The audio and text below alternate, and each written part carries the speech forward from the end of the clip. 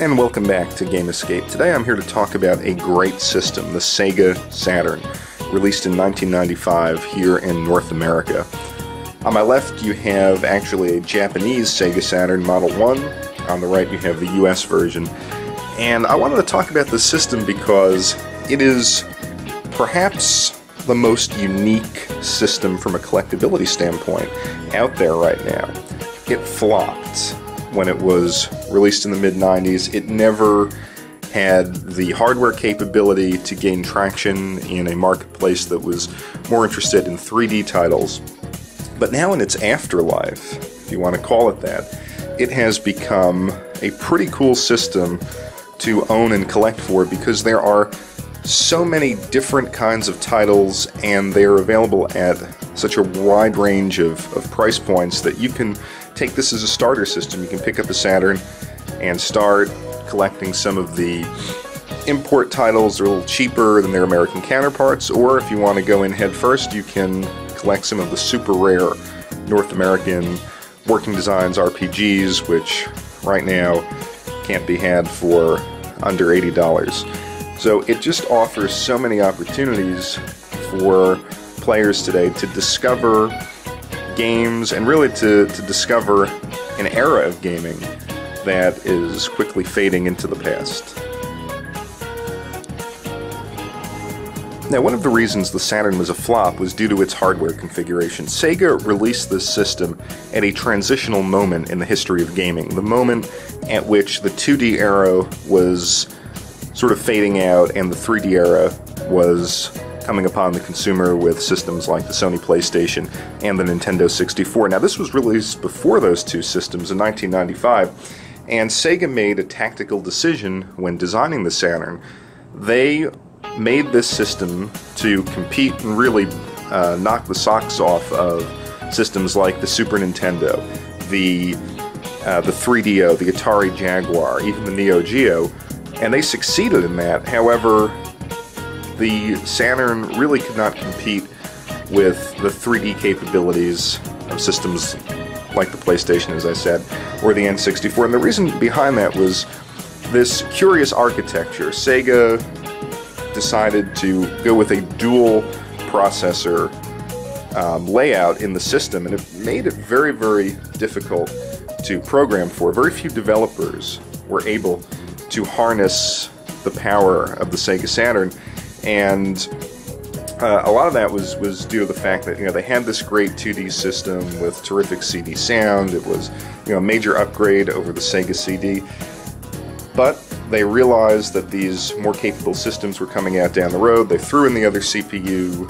to boost the power claims that they could make about the Saturn, and it didn't really work out. It was one of the few games you can see that I have here, Virtua Fighter 2, that actually used the dual CPU architecture pretty well. I believe what they did was they had each fighter controlled by one of the CPUs, and you can see it. The result is a game that's really smooth, fun to play, one of the best home console fighters ever released. Another issue that Sega had was that the Saturn used quadrilaterals as its sort of lowest level geometric shape in creating the in-game graphics, whereas the rest of the industry used triangles. So again, it was this other barrier for programmers to deal with, and as a result, very few gave the Saturn the attention that perhaps it deserved. Now, on top of that, the market at the time did not trust Sega. They said they were going to release the Saturn in the fall of '95, but they actually released it as a surprise to the industry during May of that year. And I can speak from personal experience on this. There wasn't a lot of trust in Sega. They had released the 32X and gave that very, very little support, and they launched this. The Sega CD was, I don't think, quite what certainly the consumers had hoped for and what Sega had hoped for. Now, I was someone who purchased those systems. I was someone who sort of bought into the hype of the Sega CD, and kind of was interested in the 32X for a little bit, but Sega, to me, had broken their promises. The Sega CD had a couple of good games, but still, in my opinion, could not compete with something like the Super Nintendo, and it really felt like Sega was grasping at straws for the 32, with the 32X. And when this was released, I think the sentiment for me and for a lot of other players was, you know, I am not going all in with Sega this generation. I need to see what PlayStation is going to be all about and what Nintendo has in store for us. And I kind of talk about the mood and the time period in another video. I'll post a link to a video that I did about Mario 64 and the hype around the Nintendo 64. And in that atmosphere, in that time, really, Sega was fighting an uphill battle. Now, that's not to say that there aren't any positives about the system from a hardware standpoint. I think the first major positive that sticks out in my mind is that this is a very reliable system. I have a Model 1 Japanese Saturn and a Model 1 US Saturn, and they function perfectly all these years later. And it just feels like a solid, heavy, great piece of hardware from a fit and finish standpoint. It actually had built-in memory, so you could save your games without a memory card. Granted, you couldn't save a ton of games, but as you can see, they released, and this is an absolute must if you pick up a Saturn, the cartridge in the back. It's not a game cartridge, it is an action replay cartridge, and what this allowed you to do was expand the RAM of the system, which was necessary for some fighting games, particularly the Capcom fighting games, the King of Fighters games for the Saturn, and it allowed you to, it actually allows you to save your games, so it functions like just a big memory card, gives you all the space you need for that, and on top of that, it allows you to load in cheats, and more importantly, overcome the region locking, so this will let you play all of the import games, and that's really why you pick up a Saturn today, is because of all of the great import titles. Now let's look briefly at some of the control options that you have for the Sega Saturn, and these will work with either the North American or the Japanese version.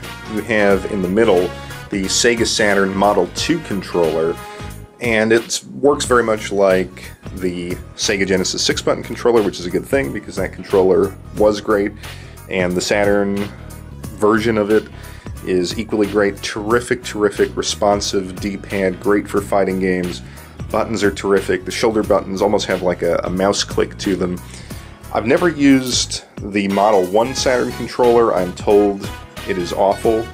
So you will see a lot of these Saturn Model 2 controllers out in the wild, and pick them up. They're absolutely terrific. On the left-hand side, you have the 3D controller with the analog stick. This was released primarily for the Nights into Dreams game, which, you know, is a classic, and this controller works really well.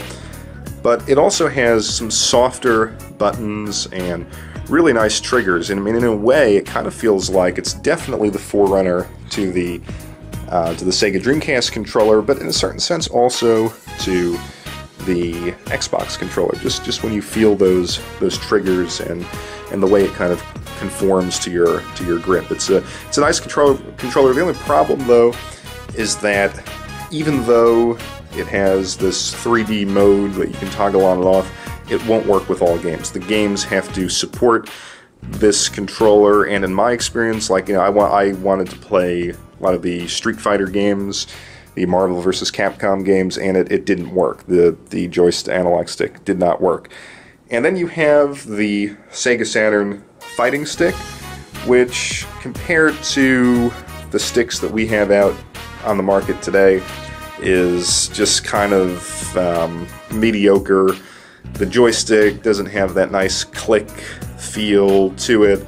The buttons are really plasticky, but it works, and it's a nice secondary control option. Works actually a lot better in the 2D fighters rather than in the Virtua Fighter series. You can pick them up. I got this $15 new on eBay, so they're out there. Grab them if you want that more arcade-like experience, not a necessity. There are, I think, driving wheels and some other controllers out there specifically made for the Saturn, but this is a nice range, and probably the most expensive one out of the three is the Saturn Model 2 controller, because it's just absolutely excellent. So let's talk briefly about some of the software that you can get for the Saturn. I just have a small sampling here. Take, for example, Panzer Dragoon. This is a game that you can pick up in the North American version. It's going to be a little bit more expensive. I got the Japanese version here for, I think, $3. So this is, an example of why the Saturn is so great. You can just pick up the Japanese titles and really save a ton of money. The highlight of the Saturn for me, or one of the highlights, is just its wonderful Virtua Fighter style fighting games. Obviously you have Virtua Fighter 2, as I said, one of the greatest home console fighting games ever made. Fighters Megamix, which is a kind of a mashup game. You have Virtua Fighter characters, Fighting Vipers characters, and you can select the playstyle. Do you want it to play more like Virtua Fighter, more like Fighting Vipers, and you can fight in all the different stages from those games, and unlock crazy characters like the car from Daytona, USA. Then you have Last Bronx, which is a weapons-based fighting game, still using that Virtua Fighter engine. Now, Snatcher and Policenauts are not super rare or super expensive titles for the Sega Saturn. Obviously, if you have a copy of Snatcher for the Sega CD, I mean, that's a $150 plus game. Here I got it for $20, and of course I can't really play it or understand it, but it was just something nice to have. Same thing with Policenauts. The real gems, though, as far as collecting for the Saturn goes, are the Working Designs RPGs, the North American releases. And as I said, they are super expensive. Games like Albert Odyssey, Magic Knight, Ray Earth, and a host of others, and maybe the crowning jewel of the RPG collection, not a Working Designs game, would be the Panzer Dragoon Saga, which is also incredibly expensive. One of the reasons for that is that the Saturn is hard to emulate. So it's not like you can go and download these games and play them as beautifully as you could play them on the original hardware. Now, it's this wide range of available software that makes the Saturn great. And if you don't want to chase after the super expensive gems, that's fine, because you have sort of other interesting American titles like Mortal Kombat 3 Ultimate, which is a pretty good port of Mortal Kombat.